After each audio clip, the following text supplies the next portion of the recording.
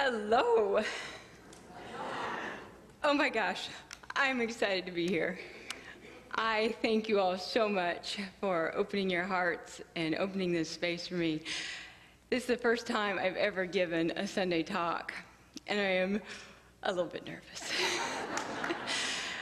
Bob asked before the pray-in at the first service if there was anything that I needed that maybe wasn't here, anything that they could provide. And I actually thought, I need a vomit bag. Like, on the airplane, because I'm kind of nervous. But I wanted to thank Fred. Is he still in here? Okay, so I was really inspired before the first service as we did the pray-in with the music and the band. And I admitted to Fred, I have a dream. I think I'd like to play with the band. And I thought, and I had offered in the first service, because I'm really good at air guitar.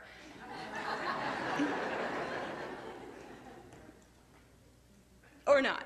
So I had Dave go out to the car between services. I do have an instrument. I would like to be first chair recorder in the band.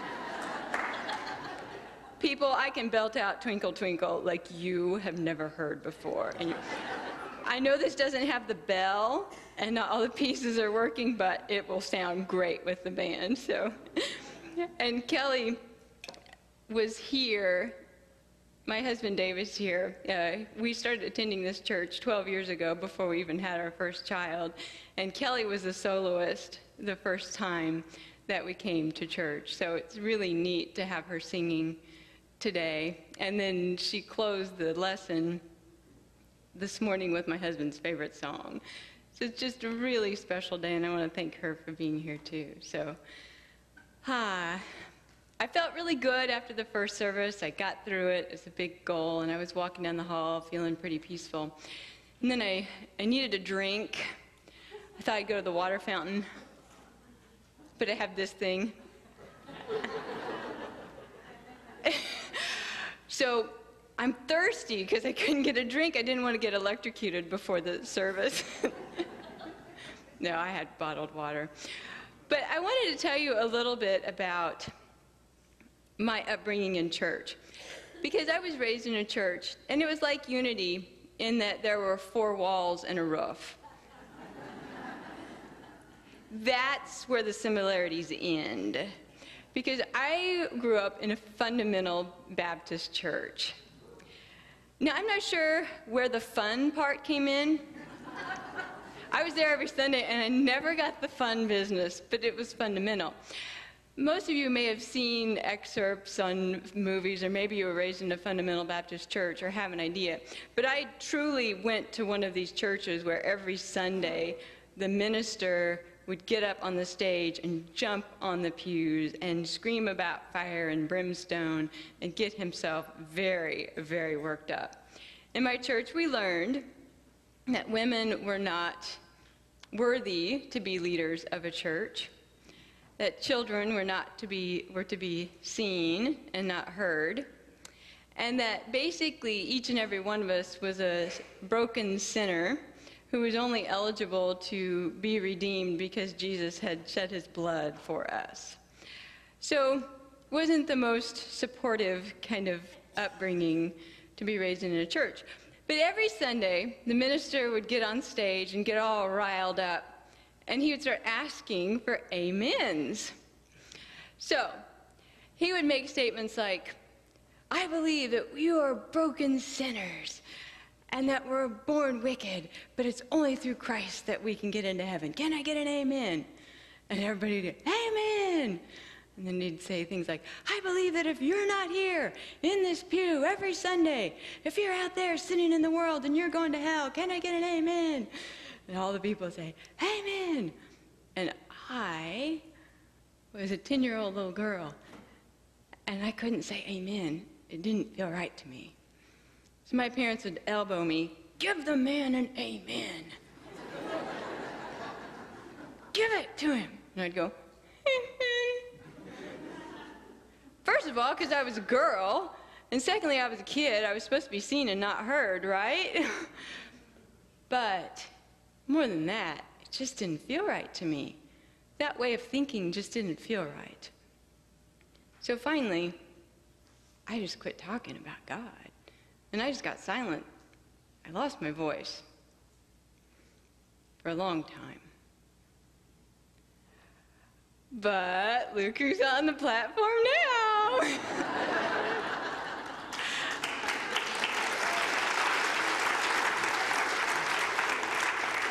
A woman with kids who are super loud, who you can often hear before you actually see. And I have a couple of things that I'd like to say. And maybe after a couple of these statements, I could get an amen. I believe that we are all, every one of us, created by a good and loving Creator who made us perfectly and divinely in the image and greatness of good. Can I get an amen? Amen. I believe that no matter where you have been and no matter what has happened to you, no matter where you sit right now, that there is love inside you, there is goodness dwelling in you, and you are capable of great things. Can I get an amen? Amen. I believe that all are called and that all are chosen and that we are all loved by Spirit. Can I get an amen? Amen. I believe that each and every one of you came into this life for a purpose, came in with a purpose, and that purpose is to be the face of God and the hands and feet of love. Can I get an amen? Amen. Amen. That's what I'm talking about.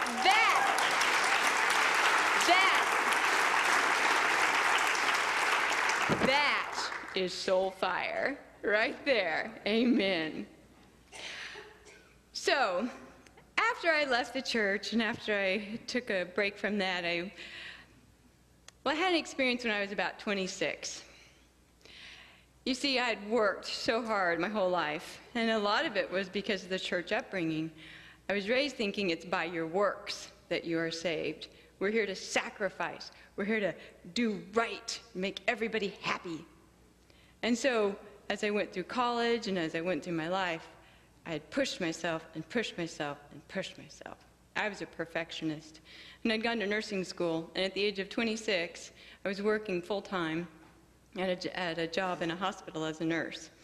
Now, I had got this whole work hard thing down to an art. Somebody needed me to pick up an extra shift, I was there. I worked and worked and worked and worked and worked, because that's what I thought I was supposed to do. And I knew I wanted to help people, it's true, but I was pushing too hard. So one morning, I'd completed a 12-hour night shift.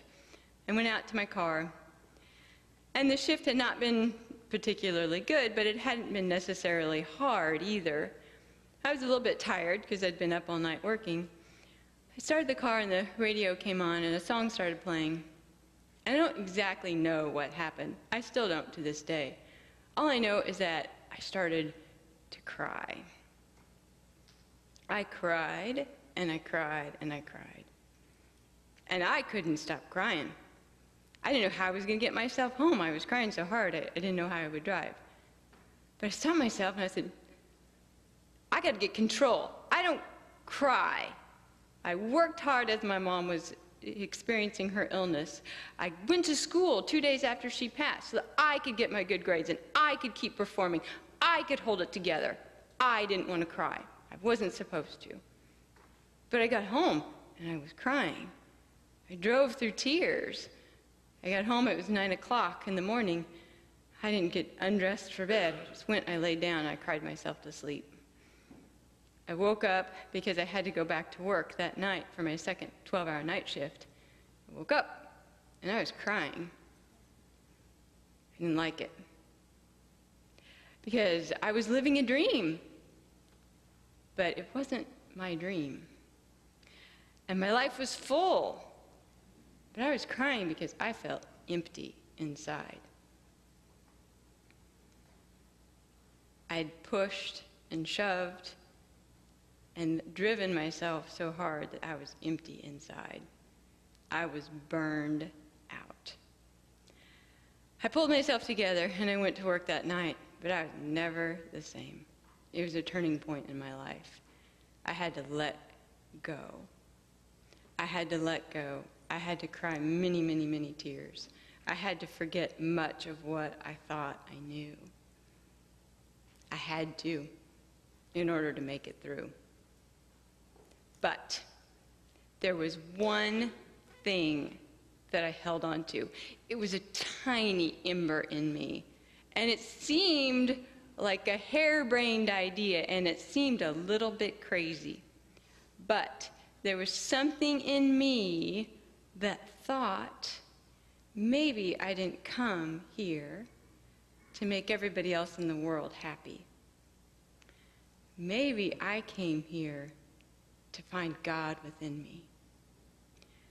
Maybe I didn't come here to make everything nice and neat on the outside. Maybe I came here to find the Spirit within.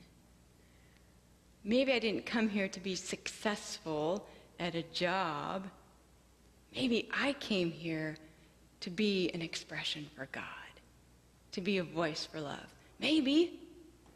I didn't know, but I held on to that because I hoped that maybe that was true. Turns out it was. It's true, and it's true for you too. I held on to that little spark. I held on. And over the next year, I worked hard. I worked very hard. So I was reflecting. At home, my family lights a lot of fires in our backyard. And it came to me last fall as we were burning one of our fires that each and every time we light a fire, there's certain procedures that we take, certain steps that we go through in order to ignite the fire, to make it a good fire, one that'll keep us warm, that'll keep burning all through the night. And as I was reflecting around the fire one evening last fall, I realized it really wasn't much different than when I learned to ignite that spirit fire in me, when I learned how to feel that greatness of God that was living inside me. And I came to understand that really there's 4 steps in igniting Spirit's greatness within us and in lighting that soul fire. Because if you just walk outside and you toss a match on the ground, it may not even light, and if it does, you may be in trouble and you may need to run. And none of us in here are probably going to spontaneously combust with soul fire either. There are certain steps that we take and a process that we can undergo to keep that flame burning, to stoke that, to keep the kindle in there, to keep ourselves inspired, burning bright. And the first step is you got to clear the ground. You got to make yourself a nice spot where you can light this fire. And I had to do that. I had to get clear. I had to get real clear. And it took a lot of work. So there's 2 things in our lives that we need to clear. First, we got to clear out our minds. Now, I tell you what, when I was 26, when I went through that burnout, I had pieces of my mind all over the place. The church had a piece of my mind, my family had a piece of my mind, work had a piece of my mind, the beauty industry had a piece of my mind, everybody had all these little pieces of my mind. I had no peace of mind, none. But I came to understand that that could change, that I could undo some of that thinking, that I could choose some of my own thoughts. I could change my mind. So I had this desire to learn a little bit more about how to choose and how to change my mind, but I wasn't exactly sure how to support myself in that. When one of my friends said, "Have you ever heard of a church called Unity?" And I said, "Well, no, I haven't, but it sounds kind of nice." And she said, "Well, you should go." Now, I was living in Springfield, Missouri at the time, so this wasn't here. But I thought, well, I'll give it a try. Now, I want you to know, yes, I had left the Fundamental Baptist Church, but I had not attended any other church. Because I was a little bit raw from church. But I had been so indoctrinated and so placed in that rigid structure that I was really afraid, what other church would I go to? And if I did, what would the people from the Baptist church say? What would happen? So there was a lot of uncertainty. So when I went to that church, when I went to that Unity Church, I was kind of scared. I thought I might be joining a cult. I pulled the Unity Church in Springfield. I hear there's two now. This is years and years and years ago when I went. So it was a little bit outside of town. Whew. Didn't want anybody to see me. So I pulled into the parking lot, and I kind of slunk down in the seat. Because I really thought, what if somebody sees me? No, I'm strong. I can do this. I don't know what's going to be inside there. I don't know what's going to be waiting behind those doors, but I'm going to do this. I have to figure this out. So I got out of the car, and I had butterflies, but a nice greeter opened the door to the church. I don't know who he was, just some friendly man. But he looked at me. He looked at me right in my face, and he smiled as he looked into my eyes, and he said, "I'm really glad you're here." He didn't know me, but he meant that. Now, when I was growing up at church, it was, "Why weren't you here on Sunday?" Or, "You missed Wednesday service." But this man said, "I'm glad you're here." I felt welcome, and it was a big step. So I went into the sanctuary, and I sat down, and the music was nice. It wasn't anything like we've got, but it was very nice. But the message that Sunday was about affirmations. How to change your thinking, how to think differently. Wasn't that convenient? I had a desire, and there it was. So I learned that day about how to use more positive thoughts to get myself into a more receptive state of receiving and to a more positive state of being. I cleared my mind. Now, did it happen overnight? No. There were some days that I would use an affirmation 50, 60, 70, 80, 90 times. Sometimes it would stick. Sometimes I would have to use it 50, 60, 70, 80 times more. But it was a start, and it started to work. So I cleared my mind. Now, there was something else that needed to be cleared, and that was my heart. Because my heart had been hurting. I'd had to say goodbye to someone that I loved so much, which was my mom. And then my family changed forever. I had a job that I didn't love, and I thought I was supposed to. I felt like maybe even God didn't love me. My heart really, really hurt. So I had to clear my heart. First thing I did to clear my heart, because as I said, I was a perfectionist. I tried to be a perfect perfectionist, but you can't. What I found, though, is that perfectionism is like a noose to the heart. And every time you drive for perfect, you choke off a little more spirit. And you strangle yourself from a little more joy.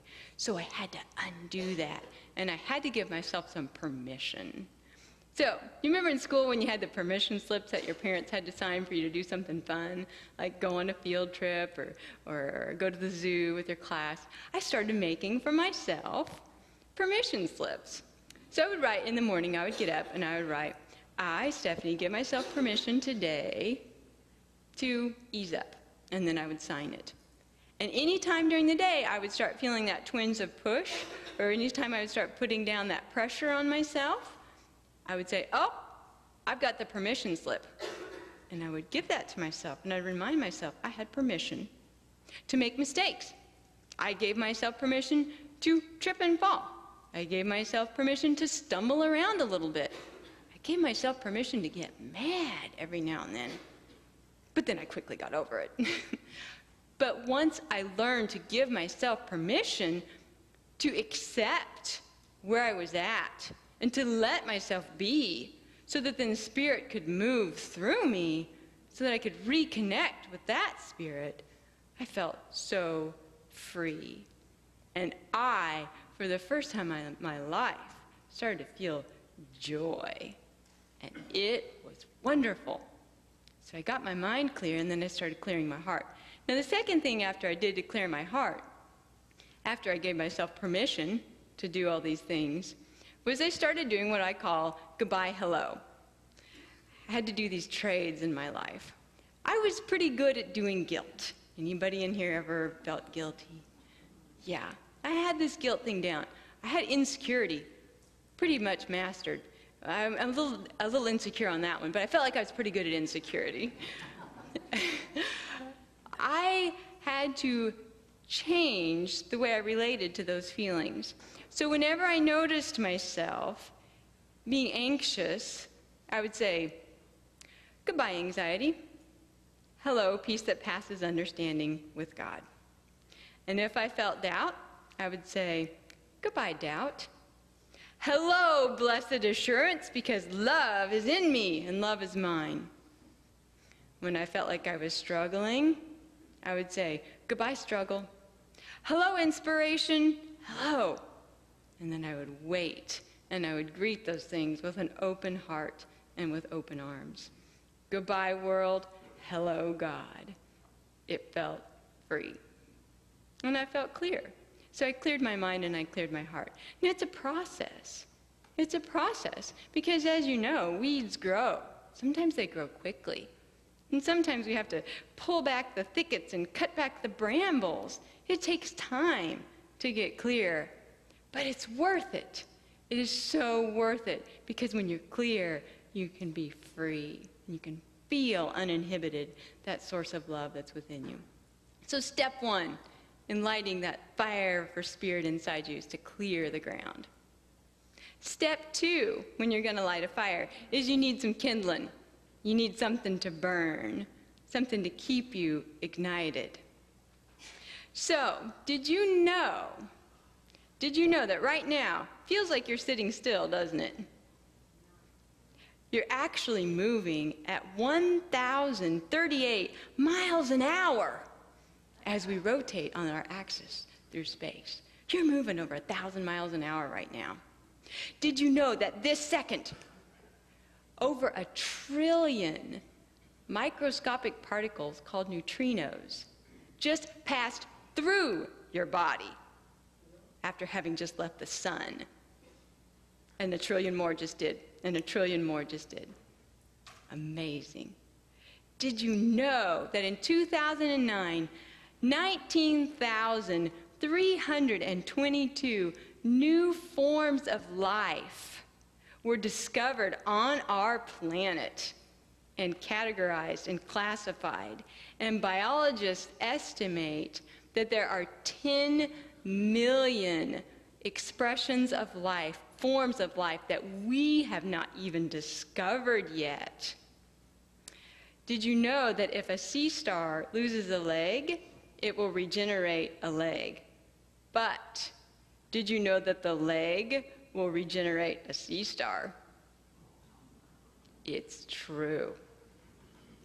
Did you know that if you spend $25 or more on certain items on Amazon.com, you will get free shipping? Did you know that? It's an amazing world that we live in.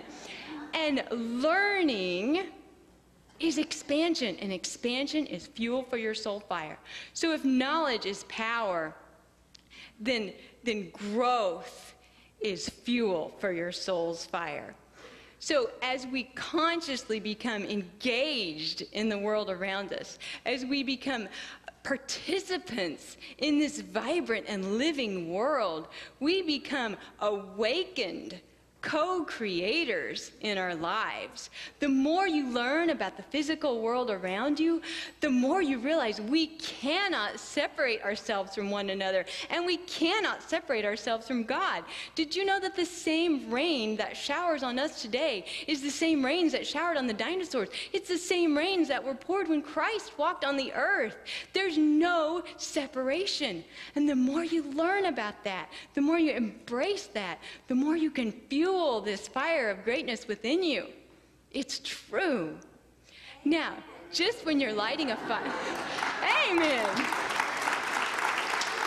Amen. So, just when you're lighting a fire, you know, you need different kinds of kindling to make the fire burn, right? So you need something, some flash stuff that burns real quick just to get that spark to going. But you need some of those big logs too so you can really sustain that fire. Same is true with the fuel that we use for our soul. So we all need to learn things that are fairly easy to master. So you go to the grocery store and you have a budget, and you stay in the budget, and you feel good because you did that. You learn about a new yoga class, you take the class, and you feel good. You start to understand the workings of your daily life, so you have these good successes that keep you inspired, that keep you engaged, that keep you walking the path. But if everything's easy, we get bored, we sort of check out, we just sort of skim by. Sometimes you need dreams and goals that are larger than life. You do. You need these big things that you're not going to master overnight because you shouldn't. You need things that you have to put a little effort into, because when you put effort, you grow. I had a goal. Now, of course, I went to nursing school and loved school, but I took chemistry class. Chemistry and I sort of had this little, come on, let's go to class. Okay, bye, we're done. I didn't really ever embrace chemistry. But last year, I had a goal for myself, and it was a really, really big goal. I wanted to be friends with chemistry. I wanted to get to understand the spirit of chemistry. And I decided that I would memorize all the elements on the periodic table. I didn't need to, but it was a really big goal. And I thought it would be fun, and it would be engaging, and just something that wasn't about earning more money or putting it on a resume. It was just something to fuel my fire, a goal to accomplish that would make me feel good. And I did it. If you want me to sing them to you after the service, I will. All 118 elements, try it. So it's important in life that you don't always have instant success, because when you work for something, you have to keep that fire burning, and you expand and you grow. So you got to clear the ground, and then you got to get the kindling, you got to get some fuel for the fire. So the next step, when you're going to ignite this greatness of spirit within you, you got to get some air. A fire without oxygen will not burn, will it? A soul without inspiration is going to deflate. So, every single day, it's important to keep yourself inspired. Not just by taking a breath, but by keeping yourself full of new thoughts and new ideas, new ways of viewing the world. Inspiration is when you let your heart take the lead, and you let your vision show you something other than reality. So your heart leads and your vision reveals to you something bigger than what your eyes would ordinarily let you see. That's inspiration. And I think oftentimes we do a disservice to ourselves because we believe, we have this kind of false assumption that I'm just going to do this one thing and then I'll be done. Then I'll be done. I'm going to do this one exercise and I'm going to be fit. I'm going to eat this one power bar and the weight's going to be gone. I'm going to take this one class and I'm going to be enlightened. It doesn't work that way. I'm going to take one breath and then I'm done. You got to breathe. You got to get inspired each and every day. Each and every day. There's so many ways to be inspired in life. Listen to music. Oh, it just lifts your spirit instantly in only a few notes. Watch movies that you love. Go outside and just take in the wonder of nature. Watch the clouds. It's so magical to watch how they move. It's so inspiring to be a part of this world. Lift a log and look at all the activity that's under there. It's so inspiring to see how nature has a way and how God expresses through everything. Get inspired every day. Read, learn, do something every day to keep yourself inspired. That's going to keep that fire burning. So you're going to clear the ground. You're going to gather the kindling. You're going to let the air flow. And what's next? The last step. What do you need for a fire? The spark. My favorite part. My favorite part.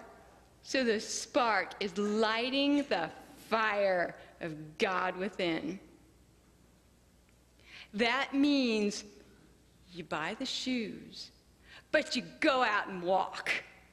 That means you get the food, and then you eat it, and you feed yourself. You nourish your soul. It means you take the class, and you do the technique. You buy all the materials, and then you paint, and you draw, and you sing, and you dance, and you live awakened and inspired as spirit because you've ignited that soul fire. Soul fire is about action. It's about passion. It's about being love and doing spirit. It's getting busy for God. That's soul fire. And that's that flame that burns inside each and every one of us that helps us to live that greatness of spirit. Now, the greatness of spirit doesn't have to be you're running a company or the president or the CEO. You can do great things sitting right there in your pew. You are doing great things for your mom by being the light of God and by saying the prayer for protection. Greatness isn't about the world. It's about that love that we bring into the world. That's what's great. Don't be afraid to do things wrong because the spirit in you is always right. God is always right. Spirit is always love. And that is how you are created, my friends, each and every one of you. Are you going to clear the ground? Yes. Are you going to gather the kindling? Yes. Are you going to let the air flow and get inspired? Yes. Are you going to light the soul fire? Yes. Amen. All right. I think, Charlie, there was some concerns that I might be too quiet during the service. I don't think I was too quiet, was I? No. I'm excited for Spirit. I'm just so passionate for God, for this work. Each and every one of you, when I look out here, are beautiful and amazing expressions of God. And I am truly honored to be a part of this community. Truly. Because not only are each and every one of you on fire for God, but this is a community of light. This is a community of soul. And I feel so blessed to be a part of it.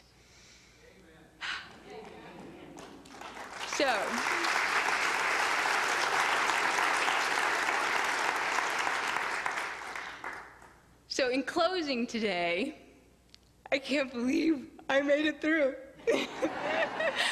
All right, so in closing today, so I have this new book that inspired my talk, but really it's a book that is about the inspiration of the Spirit in me. And it's called Soul Fire, and it's available as an ebook because it comes with a meditation and an audio lesson too. But I wanted to read it. I wanted to read a poem from the book to you in closing. And I want to speak it to the group, but I want you each to know that I'm speaking this to you individually too. You did not come here to struggle. You didn't come here to struggle. You came here to shine. You did not come here to get by. You came here to thrive. You were not sent down to wander lost and alone. You were lovingly called here. This is your home. You've not made it this far to get lost in the mire. It is time to ignite soul fire. Amen.